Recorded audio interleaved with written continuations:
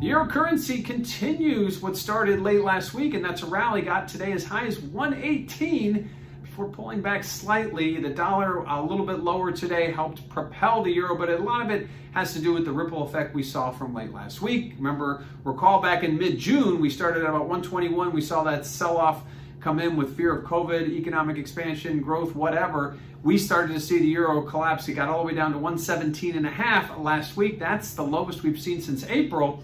But after the ECB meeting during the press conference, Ms. Lagarde talked a little bit about how they're going to interpret inflation, maybe not looking at real inflation as opposed to looking now at inflation expectations, which can give them a little more wiggle room as to when they might start to either raise rates or take their foot off the gas of some of these policies that have been put in place. Now, none of this is happening today. None of this is happening tomorrow. This is all stuff going to happen late 2022, possibly after the middle of 2023 before we see any change in policy. But certainly the market right now, as we've been at these near zero rates going back to March of last year, the market obviously has its ears perked up. It'll be interesting to see what happens, but certainly our Fed meeting this week will have a lot to do with anything that happens, ripple effects from the Fed and the dollar.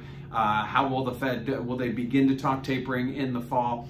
Right now, that's still an uncertainty. The market wants it to. You can see some of the pricing in the dollar and some of the other interest rate instruments. However, the Fed right now has got itself between a rock and a hard place as to when it can talk about tapering and when it can actually taper. So that will all be ripple effects that we feel in the euro, which right now may be getting a little bit of a relief rally after last week's ECB meeting. And what does this mean for volatility? Well, if you look at the euro volatility chart, check out that CVOL index over at cmegroup.com, you will notice that volatility has been in decline since that sell-off started way back in mid-June. That's become the new trend. So as we continue to see prices go lower in the euro, we see volatility go lower as well. Today we saw things rally, perk up a little bit. Yes, we did see volatility trade sideways, maybe a little bit of a nod to that FOMC meeting later this week, but certainly it has become very price directional. Correlated, and so we'll continue to watch that. Obviously, if prices continue to decline again, we should continue to see volatility decline.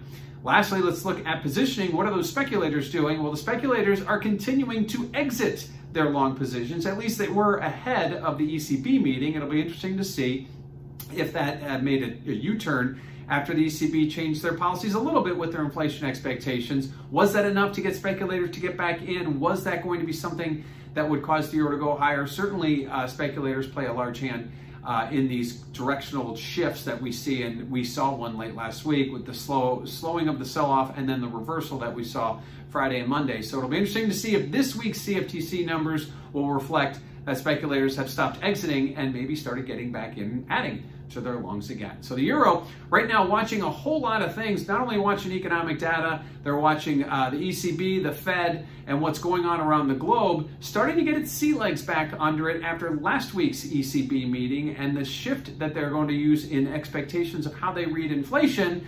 It'll all be interesting to see how things move after the Fed meeting this week and the direction of the dollar.